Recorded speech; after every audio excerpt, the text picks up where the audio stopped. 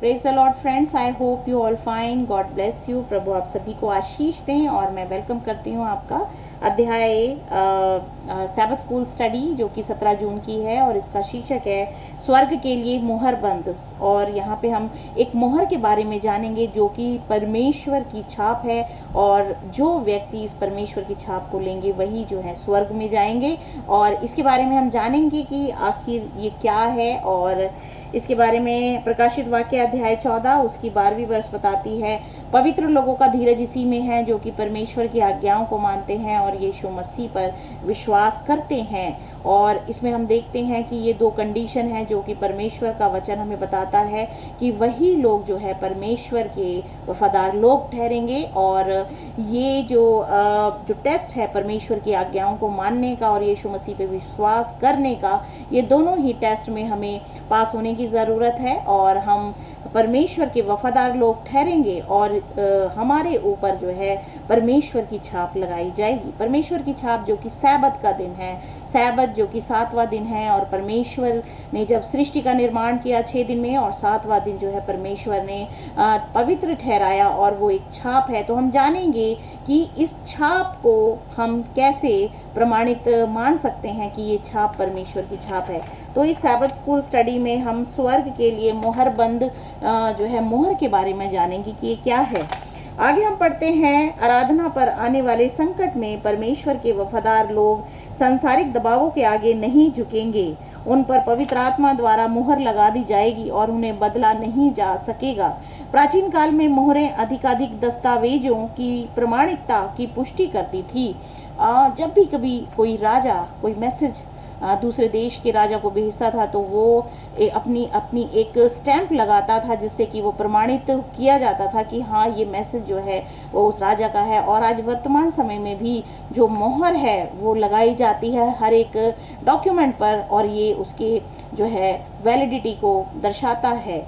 तो प्रमाणिकता जो है, जो दस्तावेजों की प्रमाणिकता की पुष्टि करने के लिए जब संसार में एक सील की ज़रूरत है, उसी तरह से परमेश्वर के राज्य में प्रवेश करने के लिए भी एक सील की ज़रूरत है जो कि परमेश्वर की छाप है।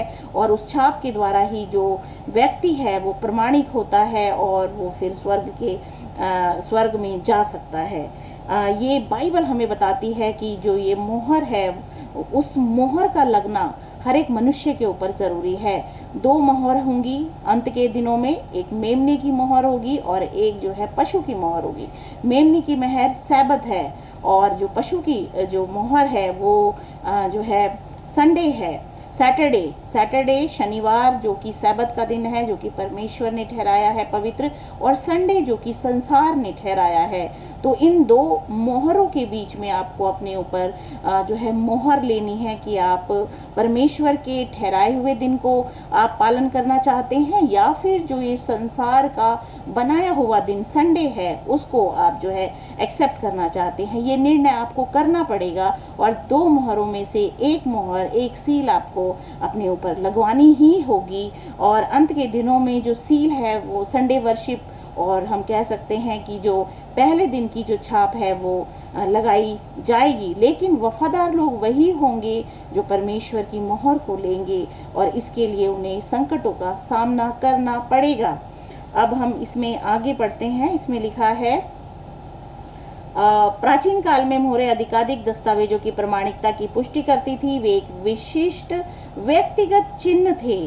चूंकि अंतिम संघर्ष आराधना और परमेश्वर के अधिकार पर केंद्रित है जैसा कि उसकी व्यवस्था में प्रकट हुआ है, हम उम्मीद करेंगे कि परमेश्वर की मोहर उसकी व्यवस्था में अंतर्निहित होगी। यशाया 8:16 में ये लिखा है कि मोहर को हम कैसे पहचान सकते हैं। जैसे कि मैंने अभी बताया कि सैबत जो है वो परमेश्वर की मोहर है, वो मेमने की छाप है और जो है इसे लेना परमेश्वर के लोगों के लिए ज़रूरी है जिससे कि वो उसके वफादार ठहर सकें। तो हम आगे जानेंगे कि कैसे हम जान सकते हैं कि सैबत जो है वो परमेश्वर की मोहर है। अब इसके लिए हमें जाना होगा निर्गमन अध्याय 20 और उसकी 8, 9, 10, 11 हम पढ़ेंगे। और इसमें बताया गया है सैबत आज्ञा में मोहर के कौन से तत्व शामिल हैं और इसे हम स्टडी करेंगे। प्रभु आपको आशीष दें। आमीन।